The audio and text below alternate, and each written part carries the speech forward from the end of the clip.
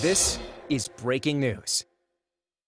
Mayor de Blasio is giving an update on the coronavirus pandemic in New York City. Let's go to it now. Reminder of how important our public schools are to this city today and to our future. And I got another reminder of that yesterday. I had a wonderful conversation with our next Treasury Secretary of the United States, Janet Yellen.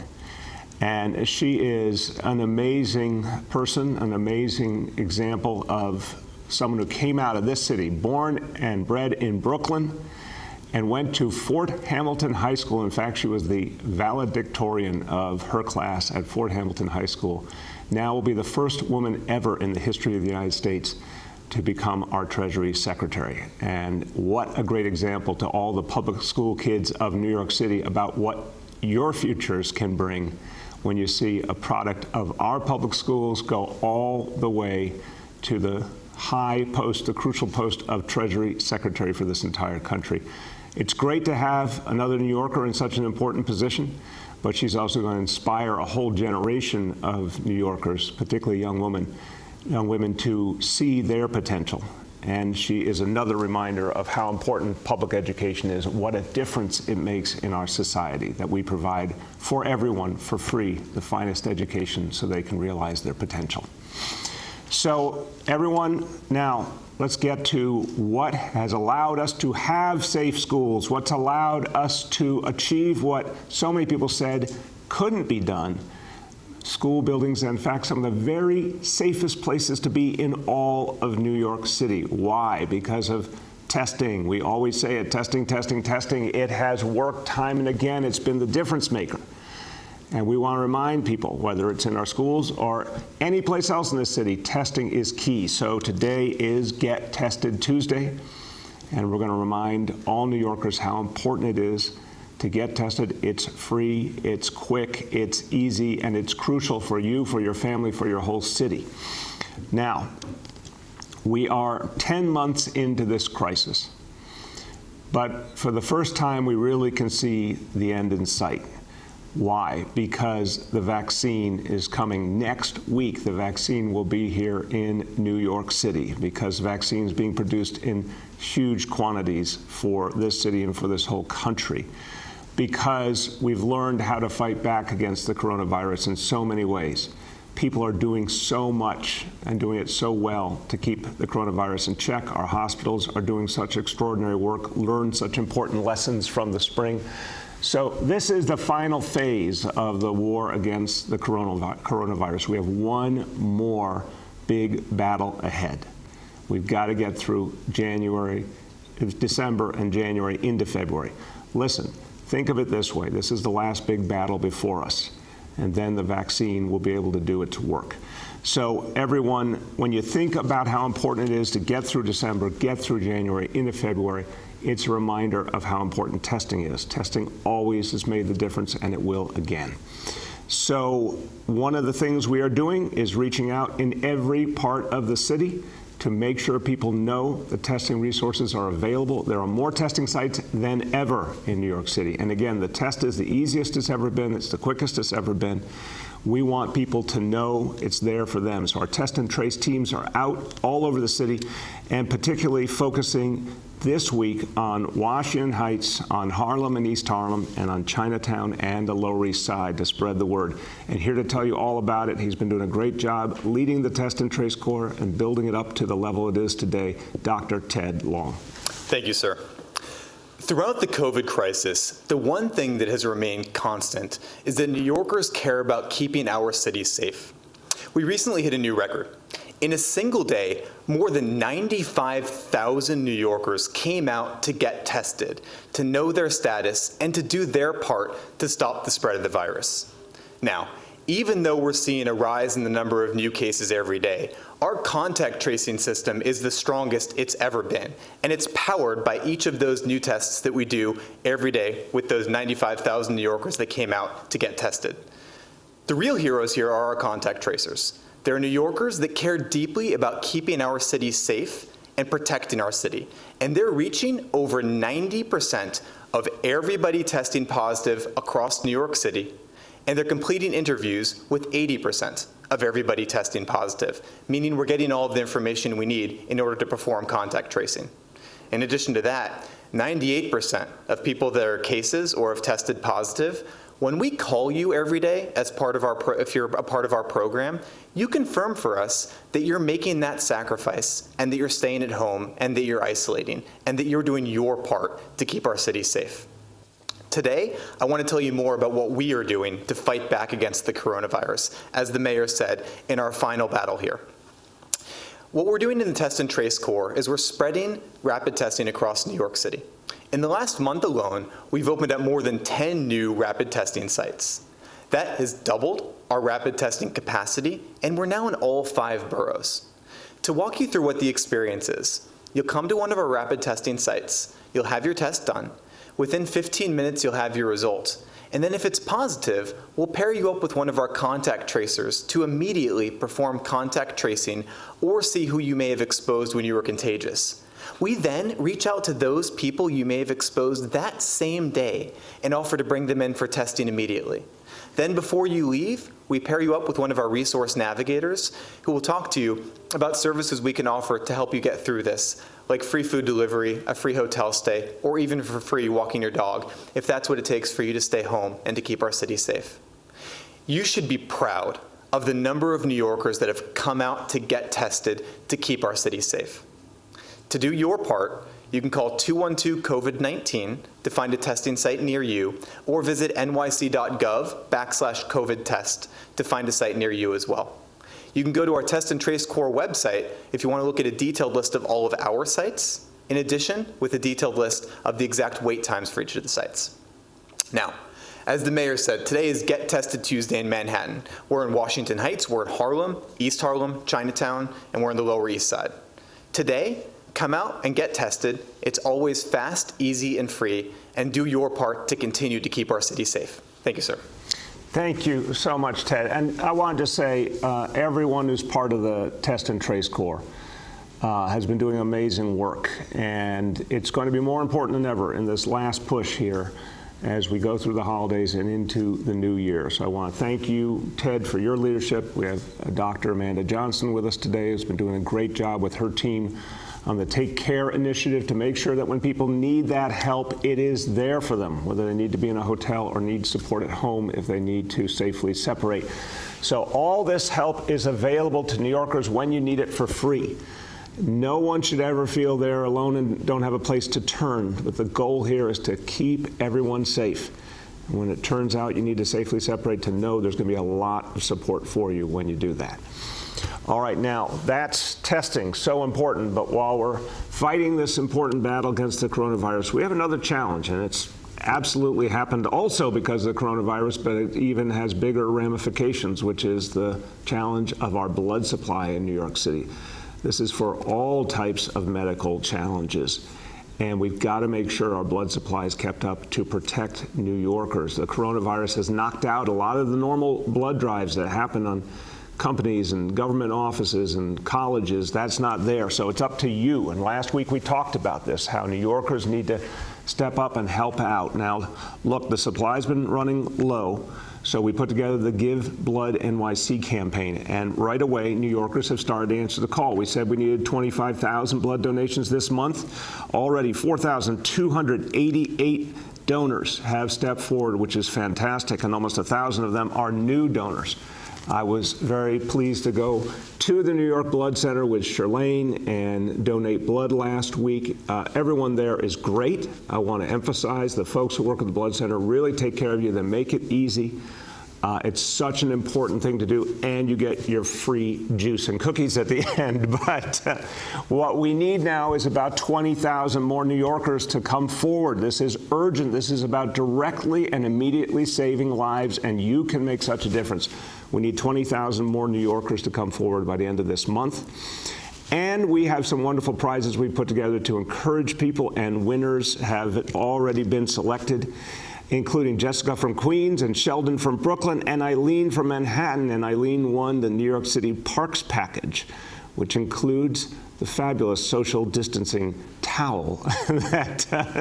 This is a big favorite of the coronavirus era. So look, we want people to help out, and we're going to make sure there's some wonderful prizes as part of it. So everyone, come forward and sign up at nybc.org/givebloodnyc. We really need you, and we need you now.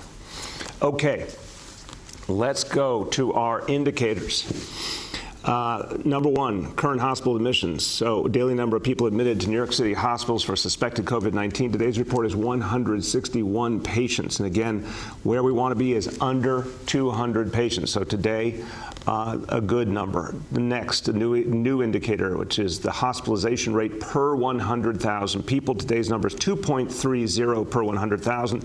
Not where we want to be. We want to be under 2 per 100,000.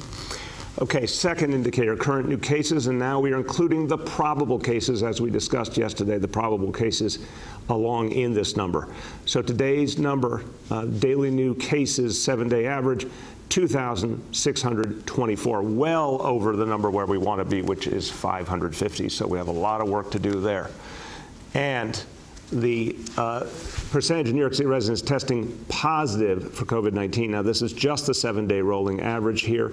Today's report, 4.94%. Where we want to be is under 5, so we're just there, but obviously this is a high number. We got a lot of work to do to get that number back down.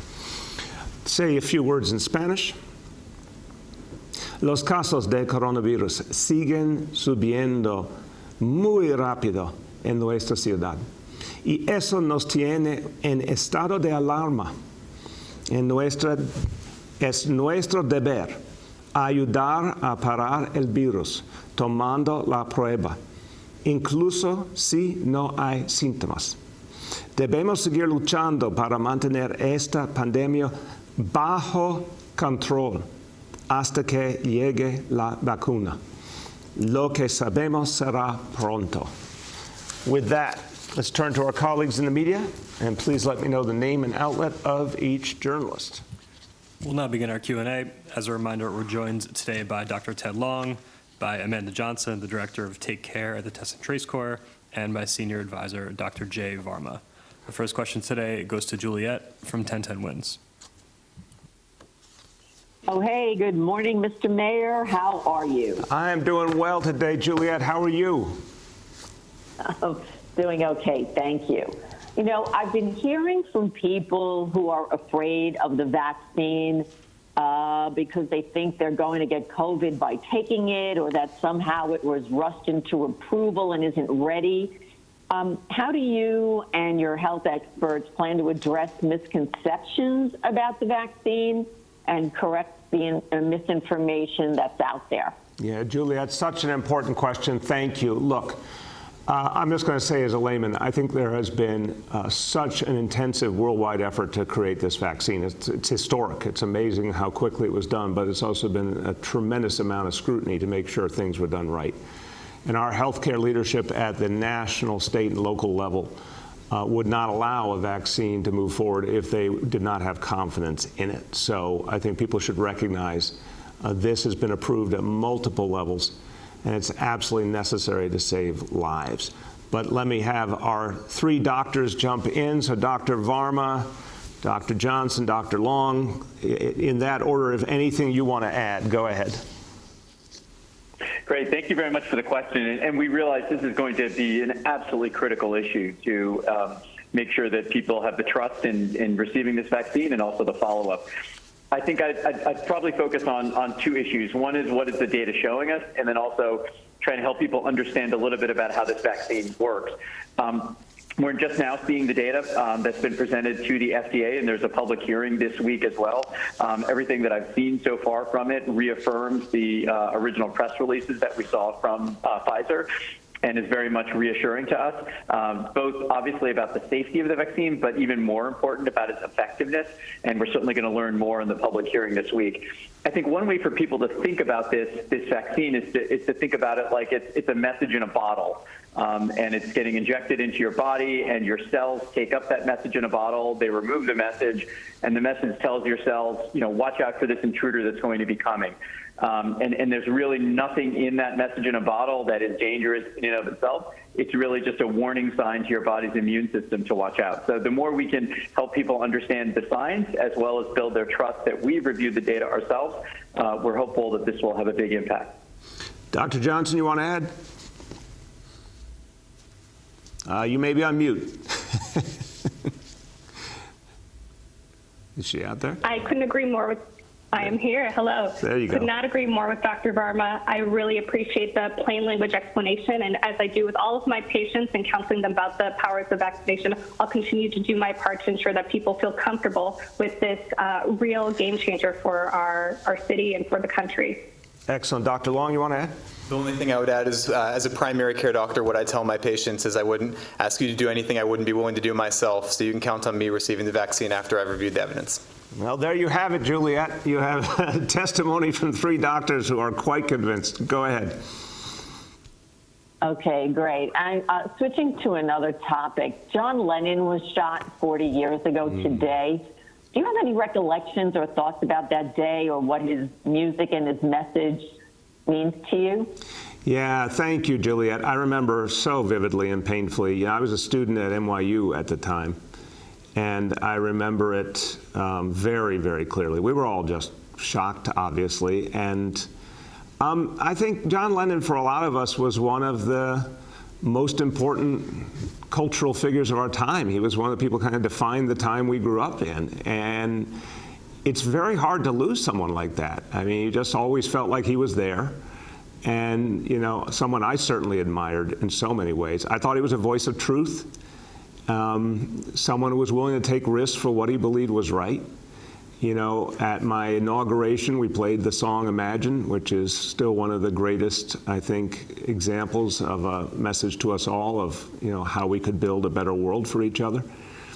So it was such a painful moment because he, I think, for so many of us was just, interwoven in our lives so deeply, just like a part of the extended family in a way, and just the way he was lost, just so suddenly, out of nowhere. Very painful day. I literally, as I'm talking to you, I feel like, it was yesterday. Go ahead.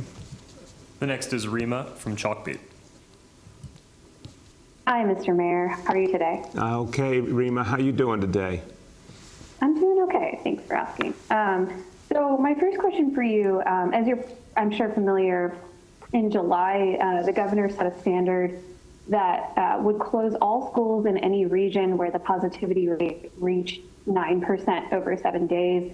There's been a lot of changing guidance, and lots of things have changed in New York City, but we've heard nothing about this rule recently, and so I'm, and it seems very important. So I'm wondering, what's your understanding of this rule? Will all of New York City's schools close again if the city reaches a 9% positivity rate, which I assume would be based on the state numbers? Yeah, look, right now, we're obviously in constant discussion with the state over where everything is going. And the governor laid out his winter plan, which I think had a lot of very important strategic ideas in it that we're all working with. But the goal here, of course, is never to get to that number and to use all the tools possible to protect people and make sure that we fight back the virus. The vaccine, over the weeks ahead is going to start to be a crucial part of that. But right now, I think the actions the governor talked about yesterday, the restrictions that seem very likely at this point, and any other restrictions, I think everything has to be on the table to make sure we never approach that number. So it is part of the state approach right now, but our goal is to never have it become part of our reality. Go ahead, Rima. Okay, and I just want to follow up and make sure we're totally clear. So to your understanding, that standard is still in effect. There's been no indication that that's changed, but is that your understanding? That is my understanding. But again, thank God, we have a lot of tools to make sure that we don't get to that point. The next is Yoav from the city. Hi, everyone. I wanted to ask, you made a change yesterday to start including rapid testing in the city's counts. What were you doing before with rapid test results, whether they were positive or negative? Was there any element of that was factored into the city's numbers? Yoav, just a reminder as I turn to Dr. Varma that as we talked about, Dr. Choksi talked about this yesterday, there was real concern about the quality and accuracy of the tests until recently, where there's been some real improvements. So we wanted to make sure that both the accuracy levels were there, and also they weren't being used as intensely until recently, and now they become a much more pertinent piece of the equation, and that's what led us to the decision. But Dr. Varma, you can speak to the specific question. Yeah, thank you for the question. So the way we've been managing antigen test results is to consider them both at the level of the individual and then to see how we use it for our population data. So at the individual level, our practice has really been the same since the beginning of this, which is that if you have a positive result, you are treated for the purposes of our case and contact investigations as a positive case. So nothing at all changes. The health department gets that data, the test and trace score acts upon it, everything is the same.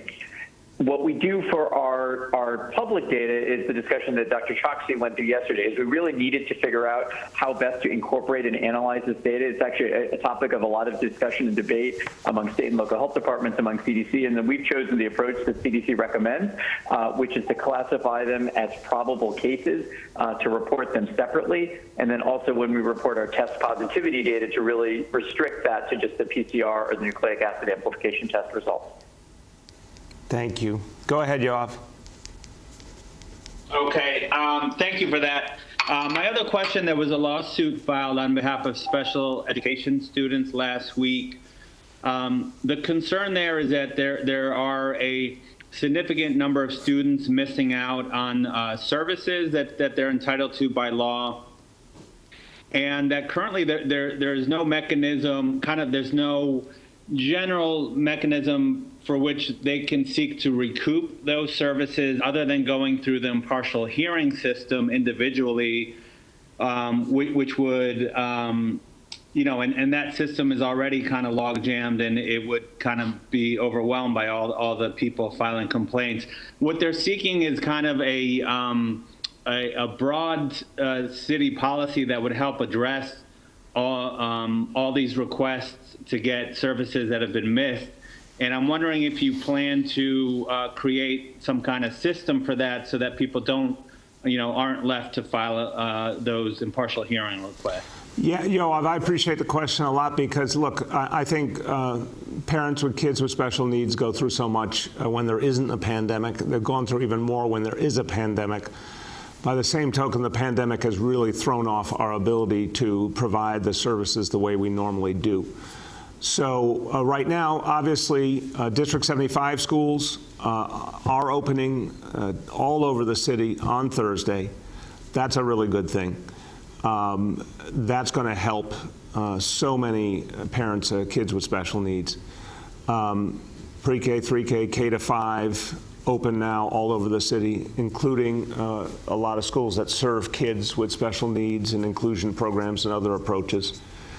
So for kids who are not in one of those kinds of schools, we do need to keep seeking additional solutions. We're going to have more to say on that soon. Definitely want to get help to them. It's just something we have to navigate in really complex ways given the challenges of this virus. The next is Noreen from PIX. Good morning, Mayor. Good morning, everyone on the call. Hey, Noreen, how are you? I'm doing well, thank you. I want to first ask you about just general city data as we look at our COVID-19 infection rates. Staten Island clearly with the highest number as a borough. I know you said you're in constant talks with the governor. Is there any chance at all that we will not see the entire city face a scale back on something like indoor dining because of the actions really of one borough bringing down infection rate averages? Noreen, look, I want to contest one part of that. We're definitely seeing some distressing numbers in Staten Island, that's for sure. But the problem goes far beyond Staten Island. The statement the governor made yesterday, I think, makes clear we can expect in a matter of days new restrictions. No one's happy about it. I feel for the small businesses that might be affected and their employees, but this health situation has to be addressed. So I do think we're going to see restrictions coming, and I think other restrictions have to be on the table so that we're ready to address whatever comes.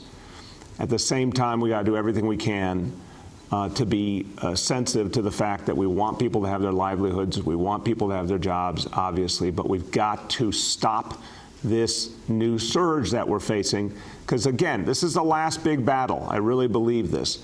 We got to stop the coronavirus here and get ourselves to the point where the vaccine is being distributed widely, and that's how we close this chapter and move forward to our recovery. So I do expect restrictions in a matter of days, and we'll, from there, see what else we have to do to keep people safe. Go ahead. Understood. Thank you. I want to next ask you, in regards to rapid testing, thank you for the clarification, Dr. Varma, and also to you, Mayor. But I have some questions. I mean, when it comes to some workplaces that are sending employees to get rapid tests in order to clear them for work, that can sometimes have them be, encountering other members of the public. I wonder if there's any data being kept in terms of cross-checking numbers, false positives, false negatives.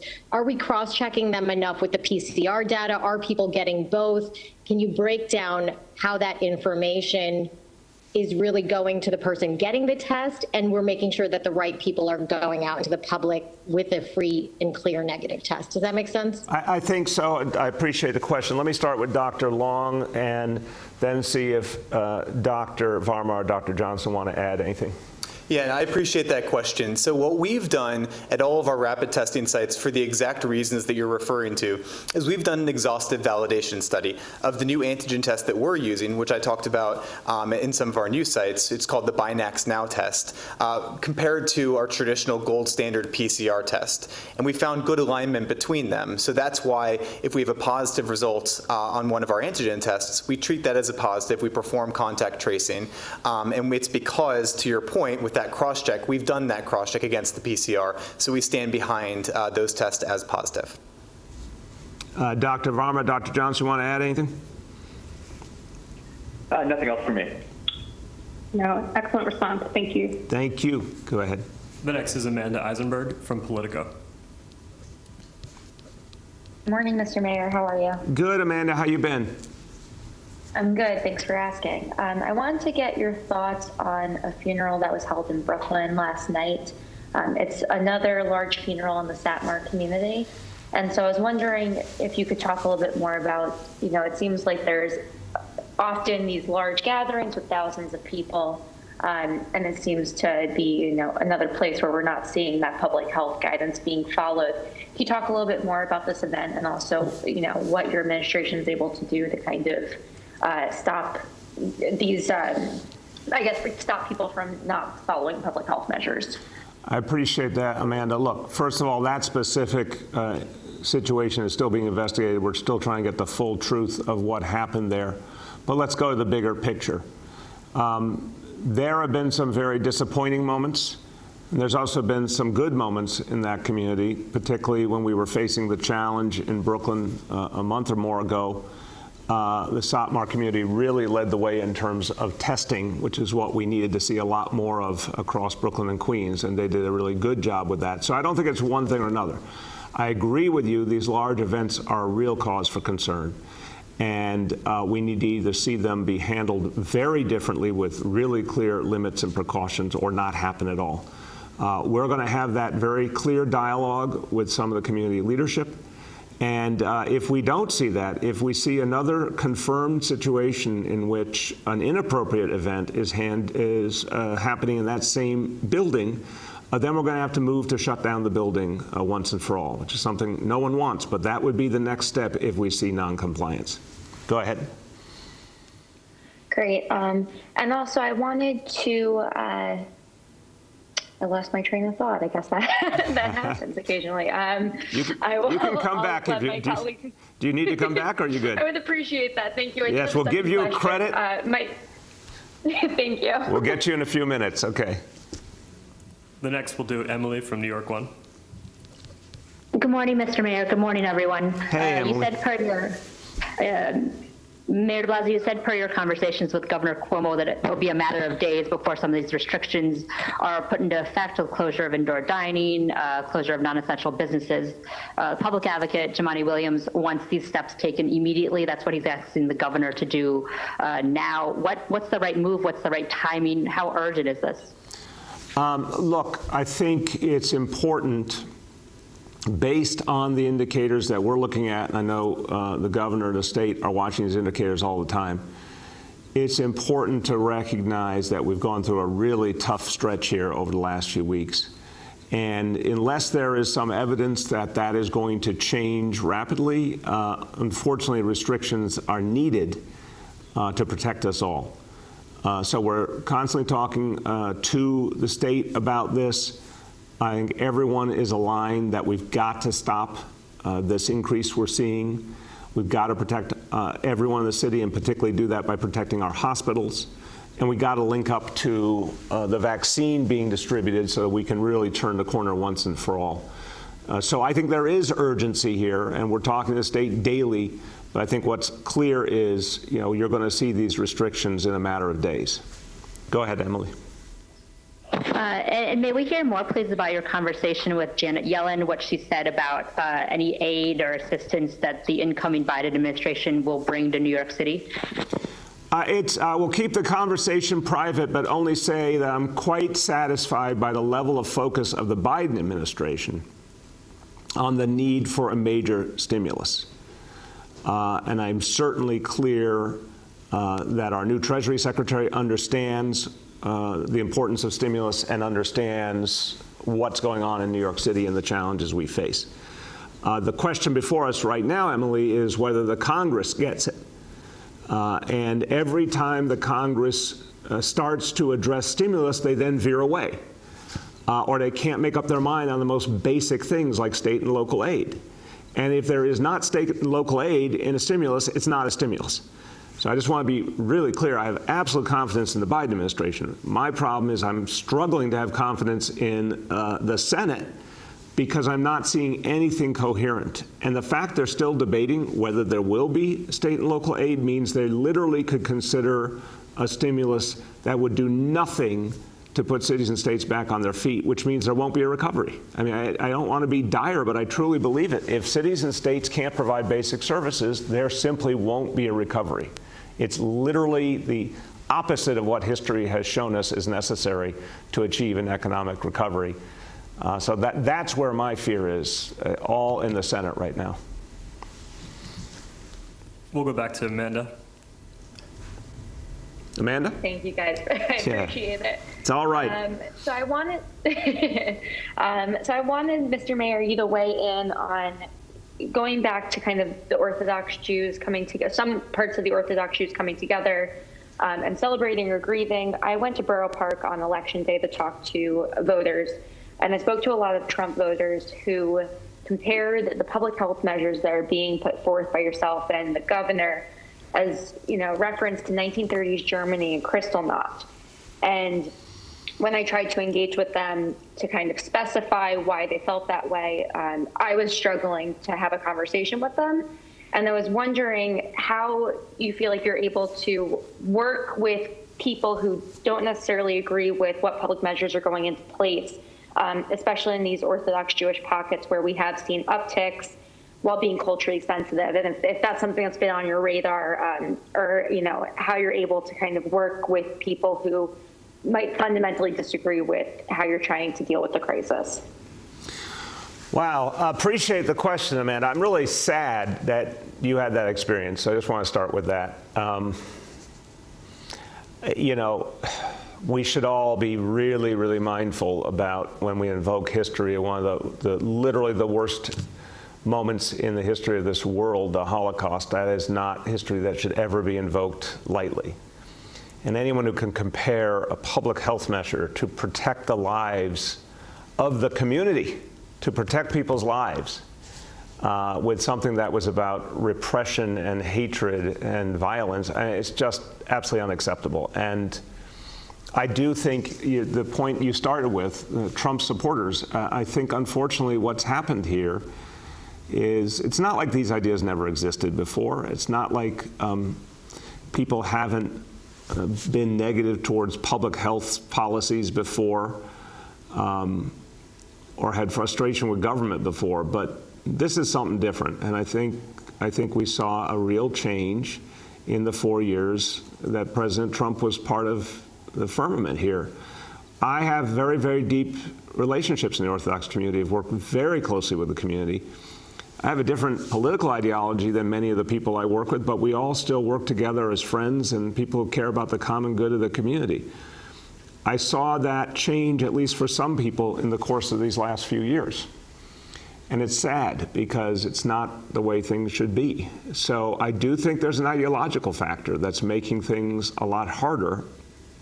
I don't believe that will go away on January 20th. I do believe it will change after January 20th. But really, we've just got to have a different conversation because this community was hit very hard by the coronavirus.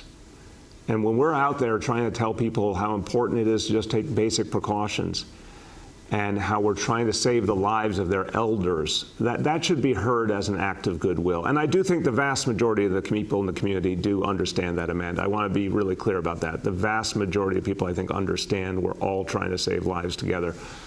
I think it is a few who are saying things like you heard. Go ahead. We have time for two more for today. The next is Emma from the New York Times. Hi, good morning, Mayor. First, a question for my colleague. She says this morning Commissioner Shea was on New York 1, and he blamed the continued surge of shootings on people who are arrested for gun possession and released. Just like in the spring and the summer, he provided no evidence. Do you agree with him? Is this a debate the city wants to rehash? Again, I didn't hear his comments, so I want to be careful that I don't comment on something I haven't seen. I would want the whole context. But let's go to the core of your question. What has gone on this year? An absolute perfect storm. There is nothing like it in the history of New York City before, Emma. I mean, let's be really clear. You cannot combine a massive health crisis, tens of thousands of people dying, hospitals overwhelmed, economy shut down, schools shut down, houses of worship shut down, society not having its normal moorings, all at once, a social justice crisis. I mean, come on, this is not like anything we've seen in our history, and I believe not like anything we will see again in our lifetimes. And in that atmosphere, we saw an uptick in violence. Now that is clearly being addressed because we're re-gluing the situation together again. So we are seeing much more connection between police and community through neighborhood policing. We're seeing many more gun arrests. We're going into a new year with a new approach that I think will help us turn the tide more. That's what happened here, and that's where our focus should be. Go ahead, Emma. I think a lot of parents will now be watching this 9% figure. I'm curious, do you think it makes sense to keep that 9% threshold in effect if there are that many cases and there are that many people testing positive? Is that sort of a scary level in which schools actually should close? I think it's a very important question, Emma. I think we have to look at what's happening in the schools. What we have seen is an extraordinarily healthy circumstance.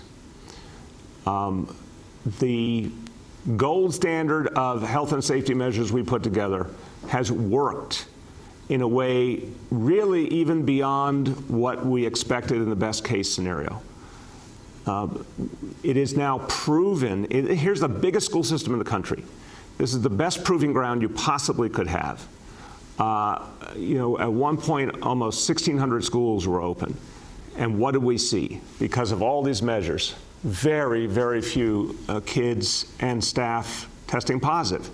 Literally, safest place to be in New York City. We're now going into a new approach with even more testing. Obviously, primary focus is on the younger grades.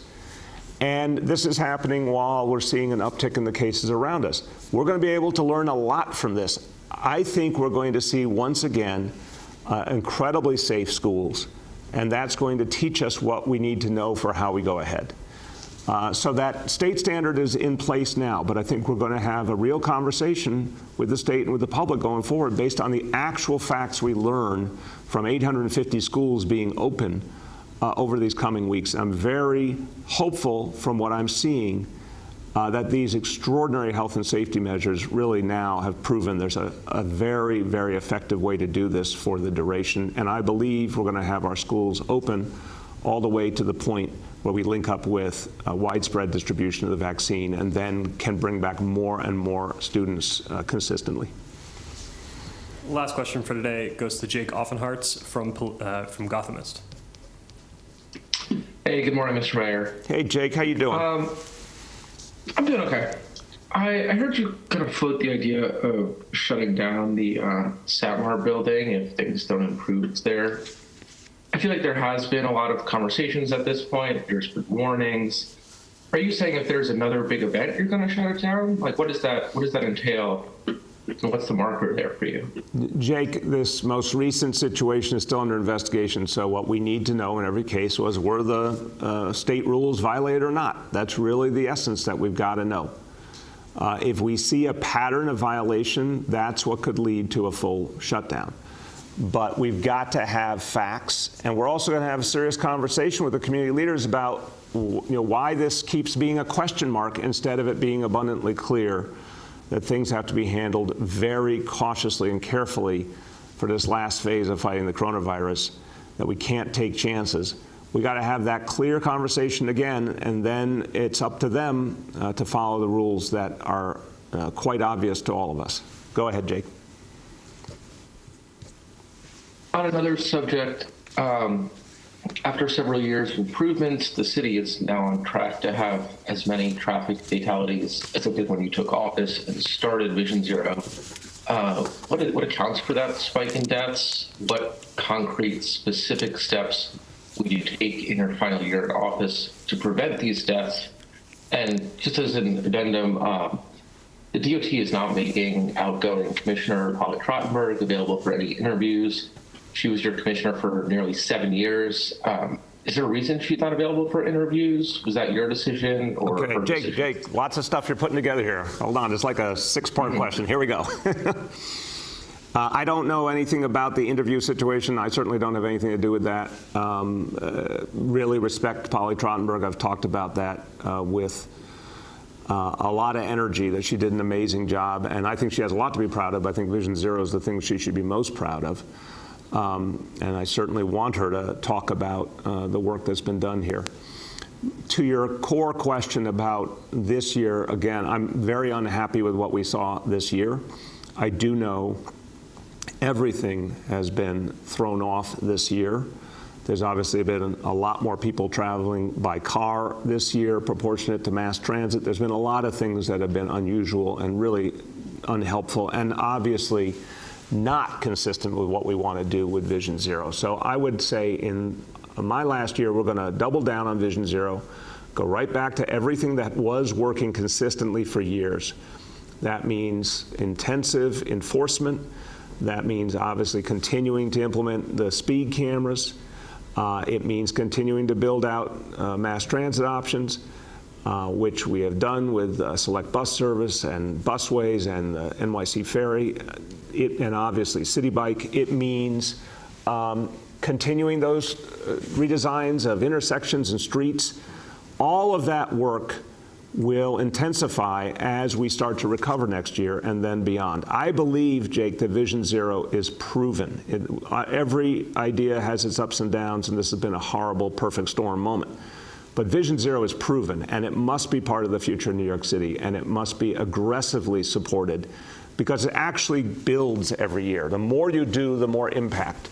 And I truly believe if we stick to Vision Zero in the years ahead, that we'll be able to drive down fatalities intensely and protect thousands and thousands of New Yorkers. All right, with that said, everyone, look, just summarizing the point I've made today, I think it's so important. We've got this last battle ahead. this month, December, next month, January, then you're going into February. By the time you get to February, you're going to start to see vaccine distribution really much more widely across the city, especially for the folks who need it the most. And then it grows from there. We have an opportunity to turn the corner once and for all on the coronavirus. And that's something every one of us has to be a part of. It's also a signal to us that we have to start thinking ahead of how we bring this city back, how we recover, and how we go to new places as a city that makes us even stronger. So this is a critical moment, and everyone should feel invested in getting through these weeks ahead and turning the corner and then getting to the business of the recovery of this great city. Thanks, everybody.